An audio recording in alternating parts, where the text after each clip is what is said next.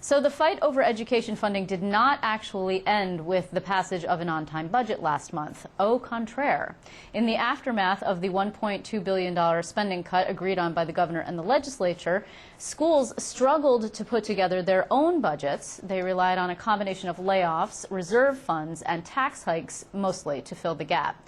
Now, with a property tax cap still looming on the horizon, the State School Boards Association has put together what they're calling a playbook of 7 mandate relief initiatives that they believe would ease the burden on districts going forward. So joining me now with the details of this playbook is Timothy Creamer. He's the association's executive director. It's good to see you. Thank you. Yeah, your playbook, you're doing the whole, you've even got a little bit of a football thing. You like that? I love it. So really, let's just, before we talk about your proposals here, I mean, schools really were under the gun this year, basically. Absolutely. I mean, everybody said tax is too high, school spending's out of control.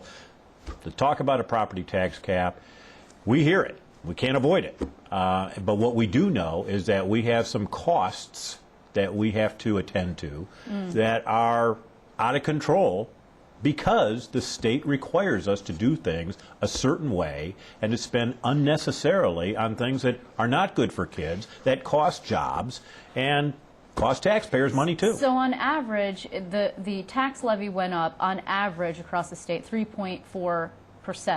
Correct? As proposed, and those will be voted on May 17th. Right. So now, but mostly what this means is that school boards around the state have actually already approved these budgets, and then now they go to the voters. That is correct. And we actually have, in the past, you and I have discussed this, we always think that a large percentage of them will go down because it'll send some kind of message, if you will. But generally speaking, that doesn't even happen, even in the worst years. Yeah, and of late, the last few years, we've set records. They've been well over 90% have passed on the first time around. I expect that to happen again this year. Okay. The property tax cap is 2%, so that's 1.4% on average, higher than the 2% tax cap. That's not in balance, obviously. A 2% tax cap that is not in place. Correct. That has been talked about, Correct. but has not been passed by the Assembly. Right, and just today we hear that the Assembly is talking about putting forth their own tax cap bill, which means now we will have 3. Sorry, no, we will have 2. We will have the governor's plan, which was passed by the Senate Republicans. Correct. We will have the Assembly Democrats' plan, whatever that might be. Right. And we will see what happens. Now, it's unclear what is going to happen, but it's quite clear that if, in fact, that was passed, then schools would have a problem unless the voters all voted to break the tax cap, correct? Is that right? By the governor's own account, the tax cap is this blunt instrument that's going to force down spending. Right. Well, spending's already going down, but unfortunately our options as to how we deal with spending are coming to a close.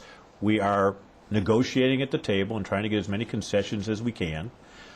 We are tapping our reserves to the tune of about $2 million per school district. We are going forward and trying to get some additional money from our local taxpayers, and we're laying people off. Don't have a final estimate as to how many people get laid off, but we know the number of pink slips that have been put out there that might get called back if the budget passes, but they could be as high as 6,000 to 10,000 people in the state. Okay, but see, the problem is that the governor said that he didn't think that any of that was going to be necessary. He actually said he thought that you had either enough in reserves as school boards or waste, fraud, and abuse could be culled to make you all whole and able to sustain this cut that everyone felt in the budget. Well, I would disagree. We are using a whole bunch of reserves, about $1.2 billion this year, but that only leaves about a $1.2 billion in the future. Let's assume that we use those all next year. We're done. Okay, so some of what you're proposing here is actually already on the table in terms of discussions, right? It is. For example, the LIFO, it's last in, first out. Right. It's back, right? We weren't talking about it for a while, and now it's back. You guys are suggesting eliminating seniority as the sole factor in layoff determination, but not just getting rid of it altogether. Is that correct? Yeah, we've kind of taken a mid-ground between a proposal that was for New York City only, that the Senate passed, Right. which was pretty punitive, honestly. And then the governor came around immediately and said, hey, there's got to be an objective system, and the annual professional performance review that is being developed by the Board of Regents, the teacher and principal evaluation system that will be tying student performance to teacher performance with a whole bunch of rubrics and bands and stuff, that should be used, and we got to expedite its use. We agree that would be a good objective way to help measure performance, and performance should be one of the criteria beyond seniority. That system's not yet ready for prime time. And something else here, capping the maximum amount that districts could contribute to a health insurance policy. I mean, now, isn't that subject to contractual negotiations with your teachers' unions? Absolutely, but we can't keep up. We have increases this year that are going to be going up on average between 10% and 11% for our health care costs. I can't get that kind of pullback from the employees at the bargaining table. I'm asking in this case for the legislature to give us some help, set forth a ceiling.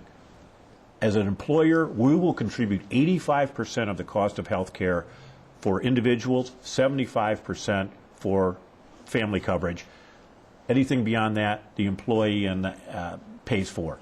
That's in line, closer in line to what state employees do, and it's certainly a little closer to what is happening in industries across the country. Okay, so this is basically, I mean, a laundry list of things that we've actually talked about in the past. Now you're putting them together in legislation, in bill form. You've had sort of nascent discussions with the second floor of the governor's office on this. The governor himself today was not in a huge hurry in terms of policy, saying it's kind of up to the legislature. They've got 6 weeks. So we will see. We will revisit these issues with you again, Tim, when and if anything comes to fruition. Well, that's why we did it on the first day of this second half of the legislative session, to get right out there and try to use these 2 months effectively. Okay, well, we shall see. Thank you very much Thank for coming you. in.